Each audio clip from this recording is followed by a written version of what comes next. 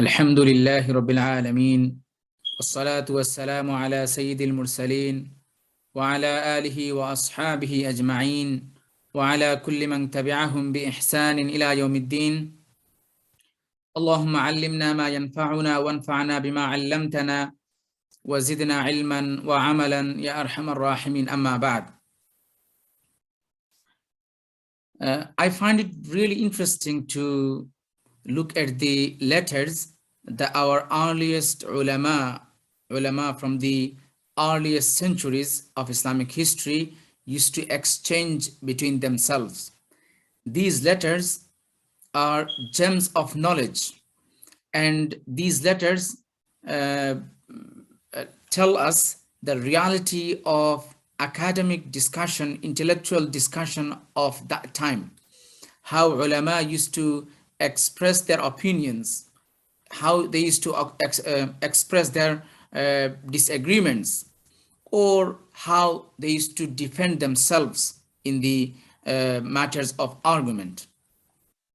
We find many letters have been exchanged at that time. Interestingly, we have, even today, we have those letters, some of those letters. For instance, the letter of Imam Abu Hanifa rahimahullah ta'ala, who died in 150 Hijri. His letter to Uthman al-Batti, another great scholar of his time, who died in 143. So basically, Uthman al-Batti rahimahullah, he wrote a letter asking some questions, and in order to get clarification from Abu Hanifa in some matters. I'm not going into those details now. So Abu Hanifa rahimahullah, in order to respond to that letter, he wrote a detailed letter as well. And we have this letter even today. We have a letter of Imam Malik rahimahullah, who died in 179 Hijri. His letter to another great alim of his time, Layth ibn Sa'ad rahimahullah ta'ala, who died in 175. So Imam Malik's letter to Layth ibn Sa'ad, and again Layth ibn Sa'ad's response to Imam Malik's letter. These three letters that I mentioned now are preserved, and Shaykh Abdul Fattah Abu Ghudda rahimahullah ta'ala, he got the manuscript, the 100 copies of these letters, and he made a collection, a book of these three letters, and he named this collection as Namadhiju min Rasail al-A'immati Salaf wa Adabihim al-Ilmi. Really interesting and really important for us to read those letters in order to get ourselves familiar with the method, with the way our early ulama used to express and exchange their opinions.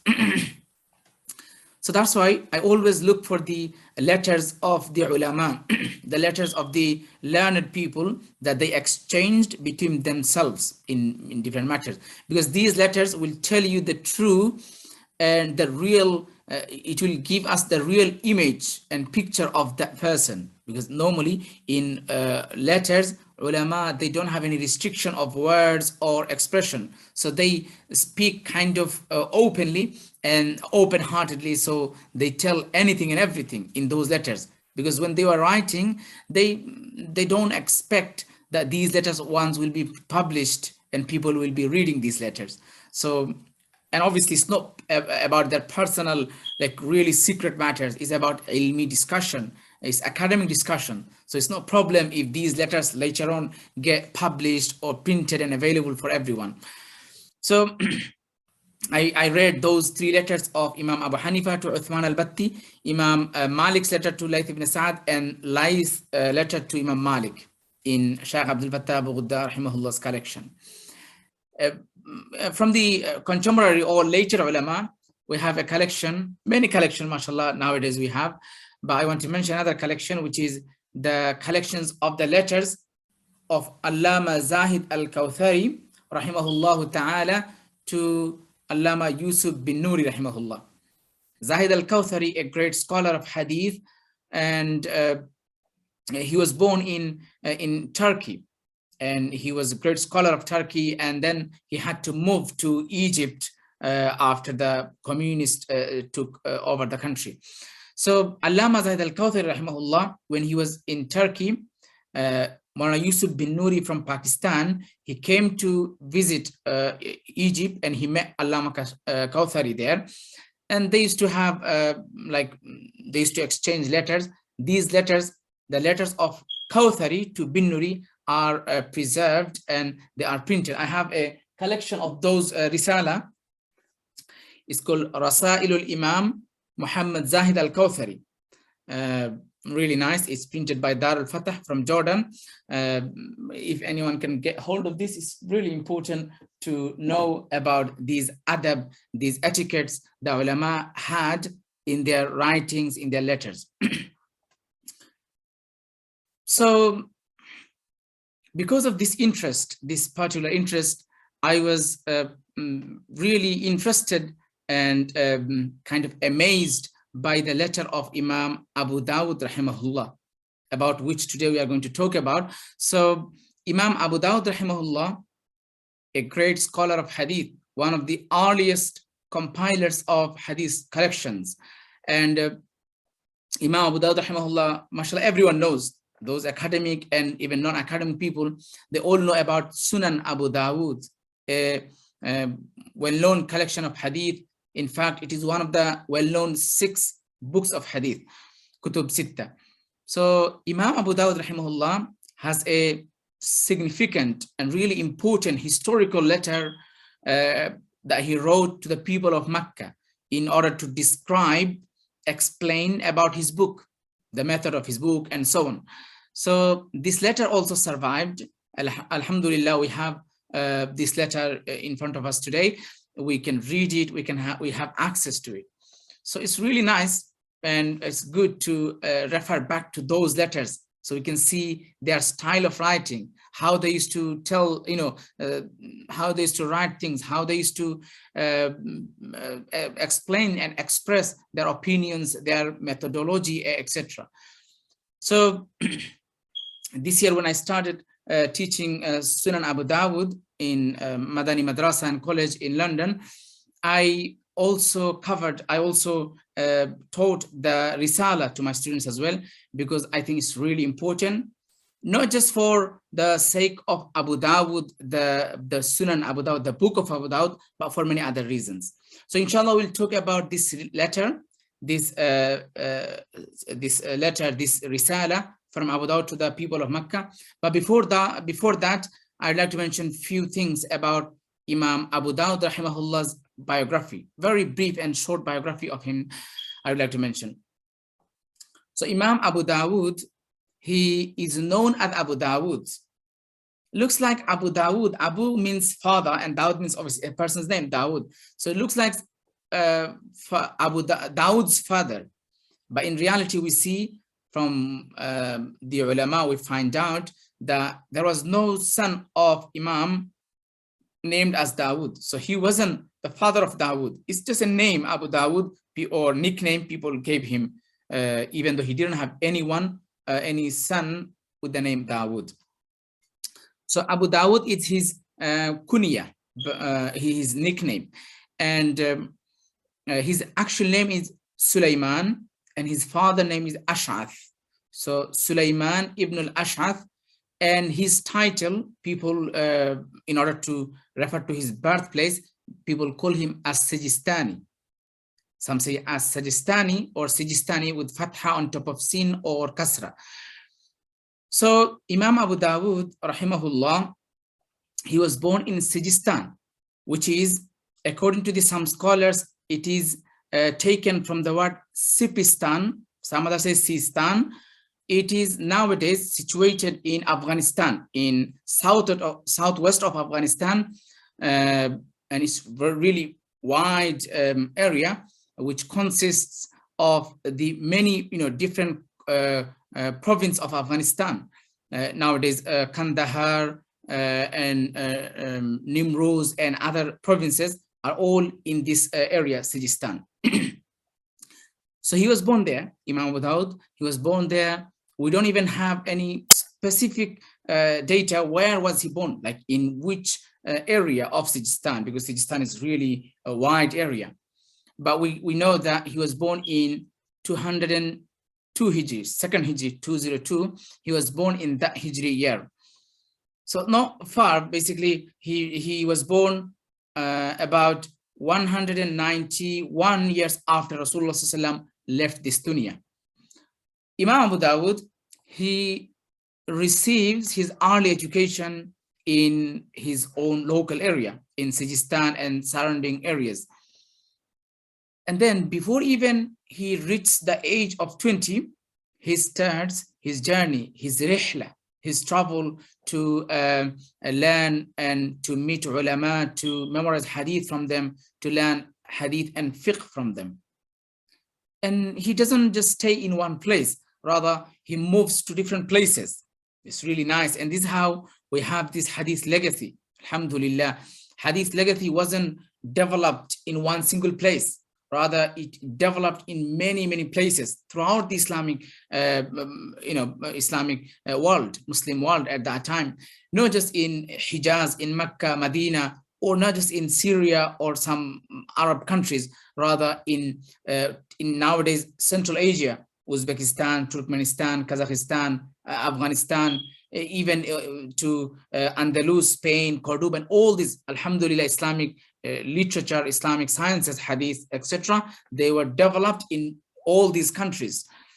And this is because of the barakah of the rihla, because of the blessing of the journeys that our ulama undertook in their lifetimes in order to convey the message of Islam, in order to teach hadith and learn hadith. So we find in Abu Dawud rahimahullah's biography that he traveled to many places, many cities of the world. Obviously Mecca, Medina, he traveled to Iraq, Baghdad, Basra. He went to Syria, Halab, Aleppo. He went to Egypt. He went to Palestine, Philistine, and many other parts of the world. He traveled, he acquired hadith and fiqh from ulama, from the muhaddithun, and from the jurist fuqaha imams. And Imam Abu Dawud rahimahullah, his teachers were the leading scholars of that time. For example, Imam Abu Dawud learns hadith and fiqh from Imam Ahmad ibn Hanbal. We all know about Imam Ahmad ibn Hanbal, the founder or the main person of Hanbali school of law, Hanbali madhab, Imam Ahmad ibn Hanbal, who died in 241. So it was obviously clear, it is clear that Imam Abu Dawud got that chance to meet Imam Ahmad, because Abu Dawud was born in 202 and Ahmad dies in 241. So there was enough time, 39 years for Abu Dawud to meet Imam Ahmad. And many other great scholars. Imam Abu Dawud learned hadith from Abu Bakr ibn Abi Shayba, the compiler of Musannaf ibn Abi Shayba, the huge collection of hadith and athar al-Sahaba. Imam Abu Dawud learns hadith from Musaddad ibn Musarhad and many other great muhaddithun of his time. And then Imam Abu Dawud rahimahullah, he used to travel to Baghdad a lot, from Sijistan to Baghdad. Despite his lots of journeys, he used to travel most of the time. He used to go to Baghdad because Baghdad was full of ulama and gems of knowledge. And one of the remarkable stories of his life is that in 271, obviously he's old now, his age is 69 at this time. So Imam Abu Dawud rahimahullah, he's in Baghdad. He resides there and he's in his residence, and his khadim, his servant, comes to him and says after Maghrib that the Amir of Basra, another city of Iraq, the Amir of Basra, Abu Ahmad al-Muwaffaq, is in the door seeking your permission to meet you, to visit you. So Abu Dawud rahimahullah gives him permission to enter, and the Amir comes in. Imam Abu Dawud rahimahullah, obviously he wasn't a political person. He had nothing to do with politics and diplomatic people. So Imam Abu Dawud rahimahullah asked the Amir, ما جاء بالأمير في مثل هذا الوقت? What made you, O Amir, what made the Amir to come at this time after Maghrib? So the Amir of Basra, Abu Ahmad al-Muwaffaq, replied, the Imam al-Hadith, the scholar of Hadith, I came to you with 3 proposals. And this story is mentioned. I found this story in a book called At-Tawassut al-Mahmud, which is a commentary of Sunan Abu Dawud, authored by Allama Waliyuddin al-Iraqi rahimahullah, a great scholar who died in 826 Hijri. So the Amir of Basra, he says, I have 3 requests or 3 proposals to you. And he presents them to Imam Abu Dawud rahimahullah. The first request was that I request you to move to Basra. You are residing now in Baghdad, and I request you to move to Basra, because Basra at that time was destroyed. That city, entire city, was destroyed by the fitna of Zanj, a group of people who destroyed killed people and destroyed the economy and the city of Basra. So the Amir came requesting Abu Dawud to go there, because if Abu Dawud goes there, he moves there, then the students of Hadith who wish to meet Imam Abu Dawud, they all will head to Basra. And this is how Basra again will have people around, and people maybe will buy things, sell things, and they can redevelop their city. So that's why Imam, the Amir was requesting Imam Abu Dawud to move to Baghdad, to move to Basra. Imam Abu Dawud rahimahullah accepts that. He agrees with Amir to move to Basra, because it's good to help people to rebuild and redevelop their country, their city. The second proposal was that Amir said, I request you to teach your book that you compiled, the book of Hadith, Sunan Abu Dawud. You teach that book to my children. Abu Dawud also agrees with this point. Yes, fine, I'll teach your children. And the third proposal was that you'll be teaching my sons, my children, your book in a designated place. So it has to be a special and a separate lesson for them. So in that lesson, no one else will be allowed to enter. No one else will be allowed to join that lesson, because they are from noble family, the children of Amir. So they should have some sort of speciality in that lesson. So Imam Abu Dawud rahimahullah, even though he agreed with the first 2 proposals, he rejects that one. He said, "An-nasu sharifuhum wa wadi'uhum fil ilmi sawa."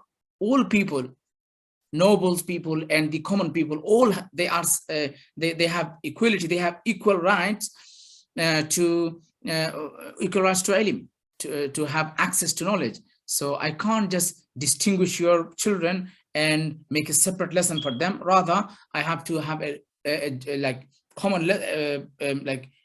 general lesson where everyone will be able to and allowed to enter and join. So, and then the Amir kind of agrees, and he says, oh, that's fine, but I request you to come to Basra.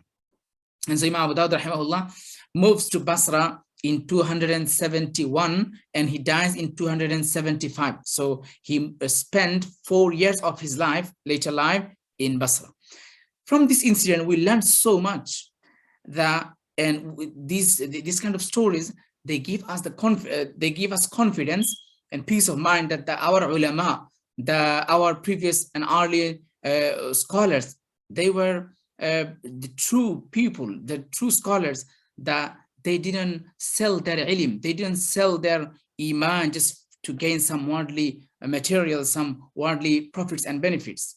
Rather, they had their own principles, and they maintained their principles, and they were sincere in their ilm, they were sincere in teaching, in their teachings, in their writing books, and in their a'mal and akhlaq. So the story demonstrates that about Imam Abu Dawud rahimahullah's life. So Imam Abu Dawud rahimahullah, he teaches hadith for many years. He used to teach his book Sunan to the people. So he had thousands of students, including his own son Abu Bakr, and many other students, Ibn Dasa, Ibn al-Arabi, Lu'lu'i, and many other students. They learn from Imam Abu Dawud rahimahullah ta'ala. So this is very short kind of biography of Imam Abu Dawud. Where was he born, when he was born, and where he died, and when he died. Now, let's go back to the main point of today's session, which is about the letter that Imam Abu Dawud rahimahullah wrote to the people of Mecca. Basically, the people of Mecca, they wanted to know a bit more about the book that Imam Abu Dawud rahimahullah compiled, the book of Hadith, which is known as Sunan, or we call it Sunan Abu Dawud. So Imam Abu Dawud rahimahullah responded to that letter, and he wrote a detailed letter kind of, where he explains the method that he followed in his book, the status of the ahadith of his book, and his resources. Where did he get these ahadith from, and what is the topic of these ahadith, and many other things he describes, he explains all these matter in this small letter. Now, I want to mention few things in regards to this letter before we actually dive into the letter. So Imam Abu Dawud rahimahullah, this is notes made by my students from Abu Dawud lesson in Madani Madrasa and College in London. So Imam Abu Dawud rahimahullah's letter is really important for us, for the students of Hadith, for the students of knowledge, sacred knowledge of Islam, for many reasons. Number one, Imam Abu Dawud rahimahullah's letter, this letter is, even though it's a separate letter, but it is related and connected to his book Sunan Abi Dawud. So even though Imam Abu Dawud did not write any introduction, any foreword or anything for his book Sunan Abi Dawud, but this letter can be regarded as an introduction to his book Sunan Abi Dawud. It is worth noting that we have 6 well-known collections of hadith. Obviously, there are lots of other books. There are lots of other collections of hadith even before these 6 collections. For example, the first person of these 6 is Imam Bukhari rahimahullah, who died in 256 Hijri. If we look at the hadith literature, the history of hadith literature, we find several books of hadith, collections of hadith were compiled before that time. Look at Imam Abu Hanifa rahimahullah, who died in 150 Hijri. Look at Imam Malik, who died in 179. Look at Imam Ahmad, Abu Bakr ibn Abi Shayba, and even before them, during the Kibarut Tabi'in's time, we have collections of hadith in different papers, different books, small book or large books. Even during the lifetime of Rasul sallallahu alayhi wasallam, Sahaba ridwanullahi alayhim ajma'in, they used to have, some of them used to have a written version, written form of hadith, meaning they used to note those hadith in papers, in written form. So it's not right to say, oh, hadith was collected 200 years after Rasulullah left this dunya. No, the collection began, or compilation of hadith began from the time of Rasulullah, but it developed time by time. Anyway, so Imam Abu Dawud, the Kutub Sitta, the well-known 6 collections of hadith, Bukhari, Sahih Muslim, Sunan Abi Dawud, Jami' Tirmidhi, Sunan Nasa'i, and Sunan Ibn Majah. If you look at them, these great scholars who compiled these books of hadith, they didn't actually write an introduction to their books. For example, Imam Bukhari has nothing. He just straight away, he starts the kitab, the actual book, actual chapter. Imam Tirmidhi does the same thing. Imam Nasa'i does the same thing. Imam Ibn Majah, Sunan Ibn Majah, he has a kind of muqaddimah, introduction, but it's not introduction to his book. It's about Sunnah, the authority of Sunnah, the importance of following Sunnah, and so on. So this muqaddimah that he has is not actually a muqaddimah to his book. It's not an introduction to his book. Rather, it is introduction to the hadith, to the Sunnah. But we have Imam Muslim rahimahullah, only one person amongst these 6 who have a kind of detailed muqaddimah. explaining about his method, about his criteria that he followed in order to compile and collect these ahadith or select these ahadith. And he mentions about the narrators and so on. So this is the one person, this is only one person, one scholar who have a kind of formal introduction to his book, Sahih Muslim. Imam Muslim died in 261 AH. So amongst like these six, we have only one, Imam Muslim. But we have two other Imams. We can regard some of their other books or some of the other works that they have done in their lifetime. We can regard them as introduction to their books. And these two are Imam Abu Dawud and Imam Tirmizi. Because Imam Abu Dawud, rahimahullah, he has this letter, Risalatul Imam Abi Dawud ila Ahli Mecca. So Imam Abu Dawud's letter to the people of Mecca, he was fi sunanihi, describing his sunnah, the method of his collection and so on. This Risala can be considered as an introduction to his book. And this is what we're going to talk about today. And another book is Imam Tirmidhi, rahimahullah, who died in 279 AH. He has a book, obviously he had several other books, but he had a book called Al-Ilal As-Saghir. Al-Ilal As-Saghir. This book can also be considered and regarded as an introduction to his book Jami' At-Tirmidhi. So any book, if you want to benefit and take much of from this book, then we need to know about the author. We need to know about his method, about his condition, criteria, methodology that he followed in his book. So it's really important to read the introduction before we actually start reading the book. So therefore, the Risala of Imam Abu Dawud, the letter of Imam Abu Dawud, holds this importance of being introduction and a kind of gateway to his book Sunan Abi Dawud. This is why it's important for us to know about it.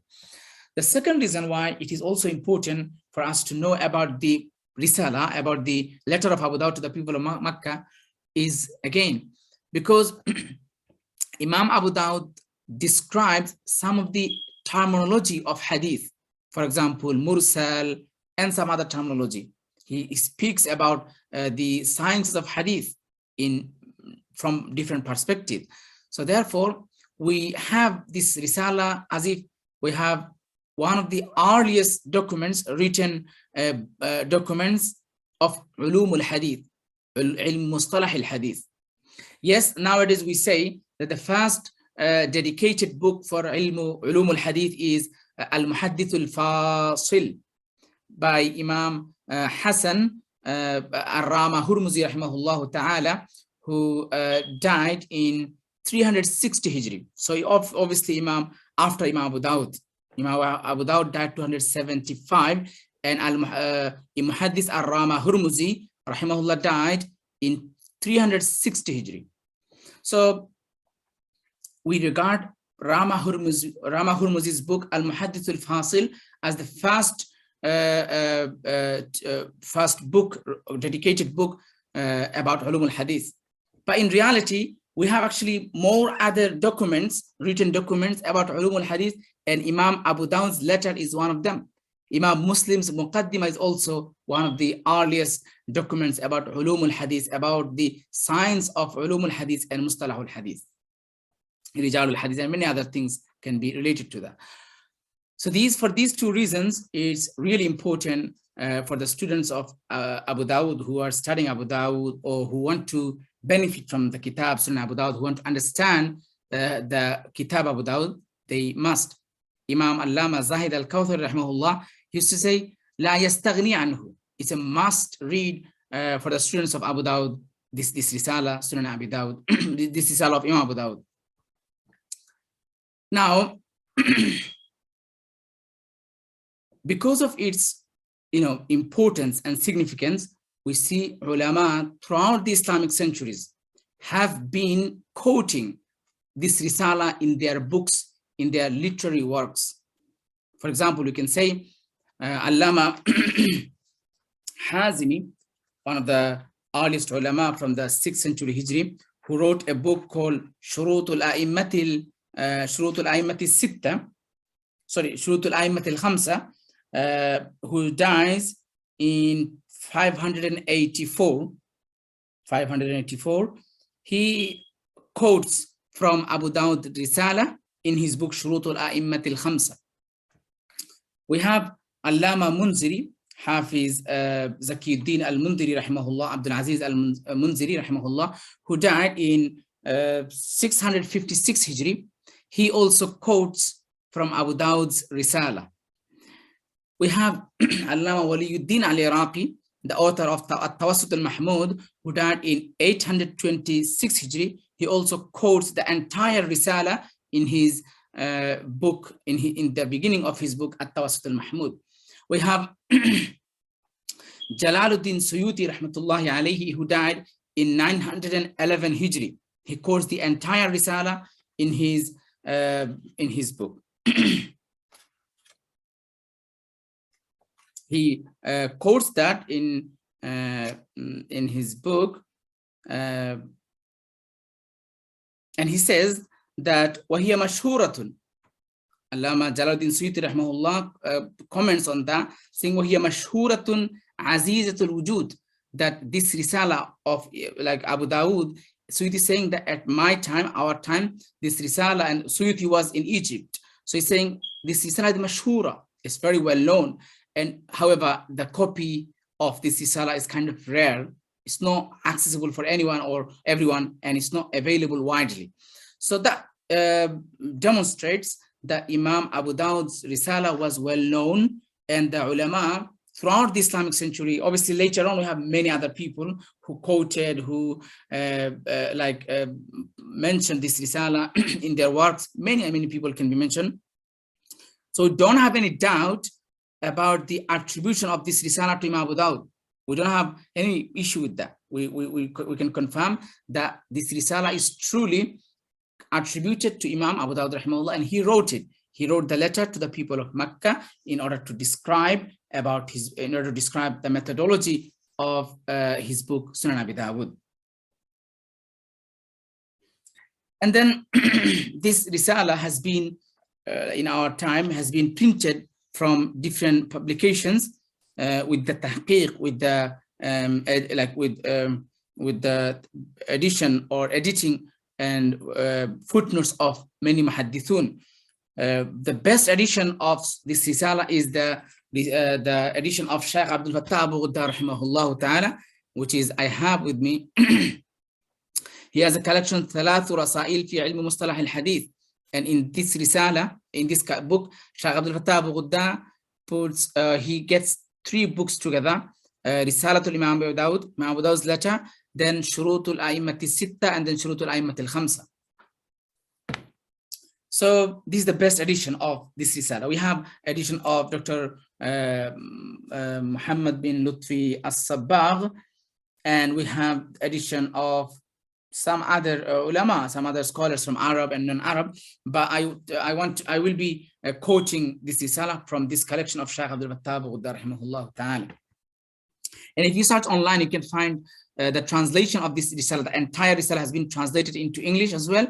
And you can see the handwritten copies of this Risala available on online.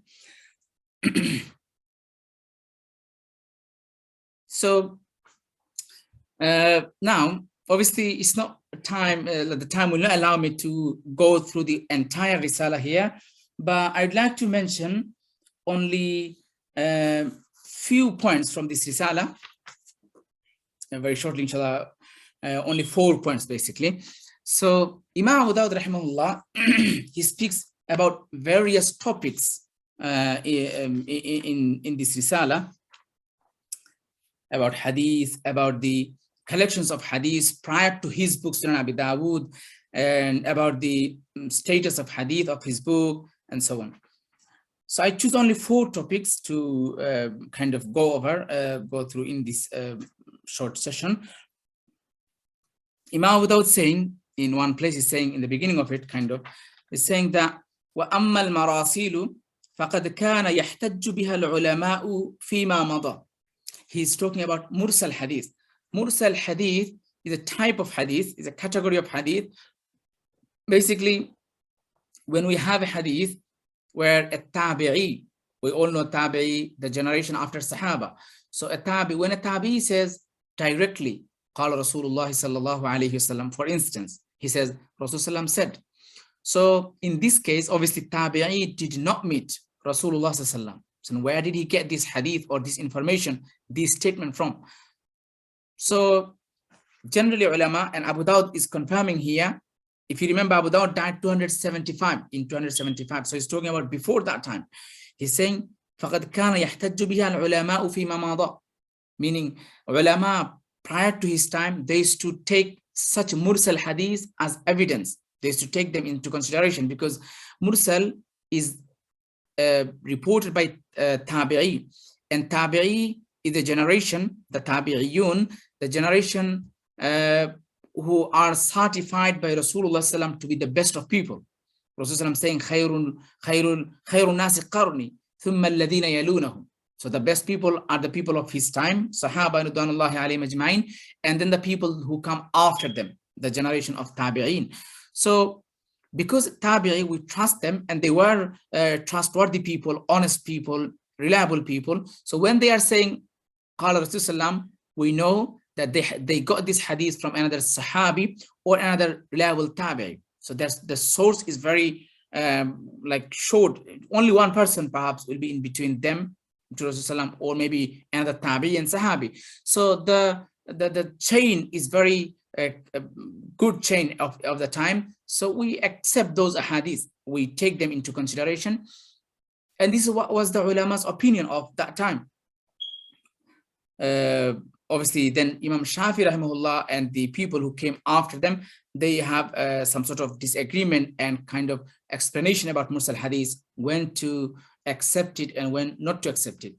That's different discussion. So my point is that Imam Abu Dawud rahimahullah, he's talking about mursal, and he's saying mursal hadith, this type of hadith was accepted by the ulama prior to his time. And this is the opinion of Imam Abu Hanifa rahimahullah and the Hanafi scholars. Imam Abu Dawud rahimahullah also claims in his book that وَلَا أَعْرِفُ أَحَدًا جَمَعَ عَلَى الْإِسْتِقْصَاءِ غَيْرِ, that no one actually did the way I did in my book. I have covered the most or majority hadiths which are related to ahkam, which are related to Muslims' daily lives. For example, ibadat, salah, zakah, sawm, hajj, and then buyu', like transaction, matter of family life, like nikah, talaq, and then many other things that are related to Muslims' daily life, not just from theoretical perspective. So he doesn't go and doesn't mention the hadith of tafsir, for instance. So Imam Dawud rahimahullah kept his book related to ahkam, related rulings of Islamic and Muslim life. And he's saying that I have kind of gathered all the hadiths related to it. Obviously, it doesn't mean the entire or all actual, like every single hadith. It means majority of hadiths which are related to ahkam, he put them in his book. And that's kind of like, this is the reality. If Allama Ghazali rahimahullah ta'ala, he used to say in his books that Sunan Abu Dawud is enough for any mujtahid, like for a great person to do ijtihad, to carry out this kind of extremely powerful research ijtihad. The Sunan Abu Dawud is kind of a source for that. Ghazali used to say, and it's true. As I said, Imam Abu Dawud rahimahullah has gathered the hadith of different school of thought for the hadith which can be evidence for different opinions. Now it is a duty upon the qualified scholars to take the actual hadith and to implement it in our lives. Now, Abu Dawud rahimahullah also speaks about one of the important aspect of his books is that Abu Dawud tried to mention the sahih or the acceptable hadith, sahih, hasan hadith in his book. And if he mentions any like extremely da'if or weak hadith, then he will tell us that this hadith has issue in it. He will tell us. So he says, Imam Abu Dawud says, وَمَا لَمْ أَذْكُرْ فِيهِ شَيْئًا فَهُوَ صَالِحٌ. If you see any hadith about which I didn't make any comment, then you can be confident acting upon this, because this hadith is acceptable. It's like suitable for us to take it into consideration. Now, this is actually a big claim. We see in reality, even in the very beginning of Imam Abu Dawud's Sunan, we see a hadith where Abu Tayyah, a Rawi, says, أخبرني شيخ قال Ibn Abbas. So he says Shaykhun, and we know Shaykh means just an unknown person, Shaykh, a scholar or kind of a person.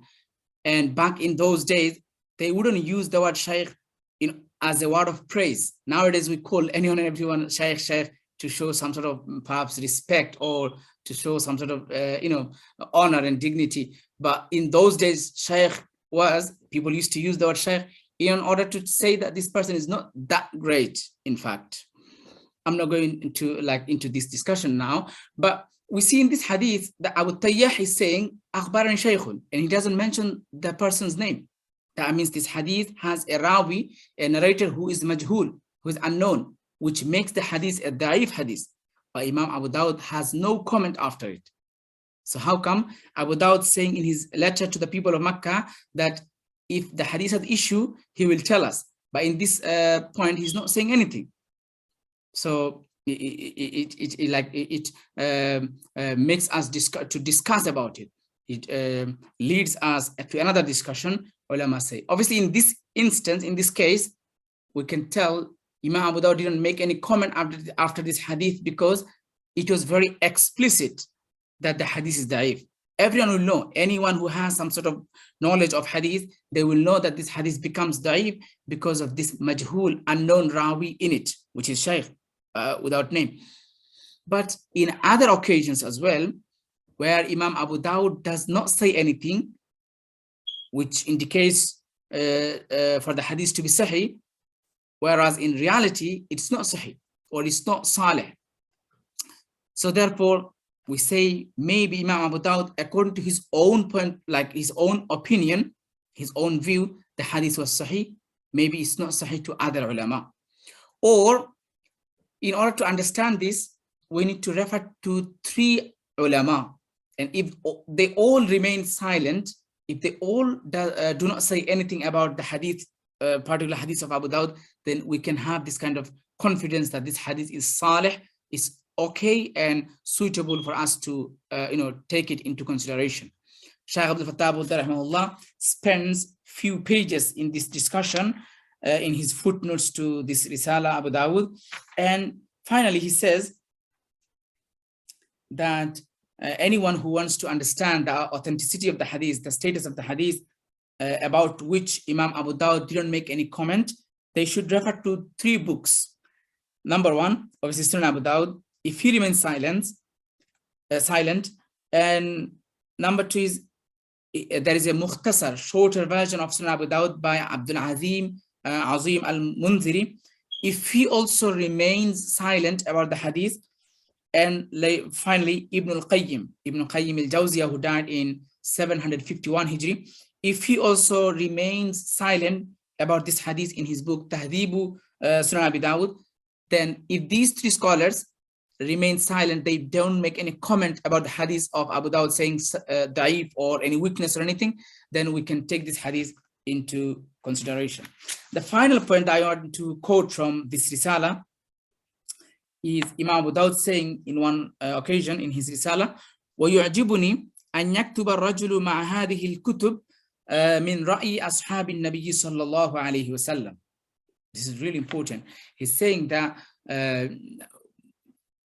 alongside writing hadith of Rasul sallallahu alaihi wasallam, learning about the hadith of Rasul sallallahu alaihi wasallam, we should also learn about the ra'i, about the opinion, about the statement and views of Sahaba ridwanullahi alayhim ajma'in. Because Sahaba, they are the people who witnessed Rasulullah sallam's practical life.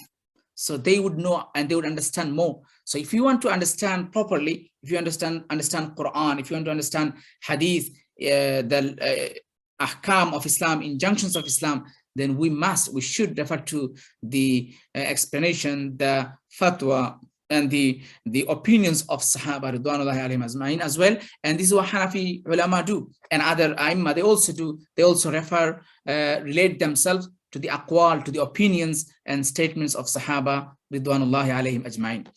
I think it's becoming a bit too long now. So if anyone wants to read the entire Risala, this extraordinary like historical document of Hadith literature, especially Ulum al-Hadith, Mustalah al-Hadith, one person should read this Risala, and inshallah it will open our eyes. It will give us a bit more clear and explicit idea about the Hadith collection, and especially about the Sunan Abi Dawud. And inshallah, through that, we'll be able to benefit from it more and more. So we live with that point. May Allah subhanahu wa ta'ala grant all of us tawfiq and an ability to benefit from these legacies that our previous ulama, our early ulama have left for us. Wa akhir da'wana alhamdulillahi rabbil alameen.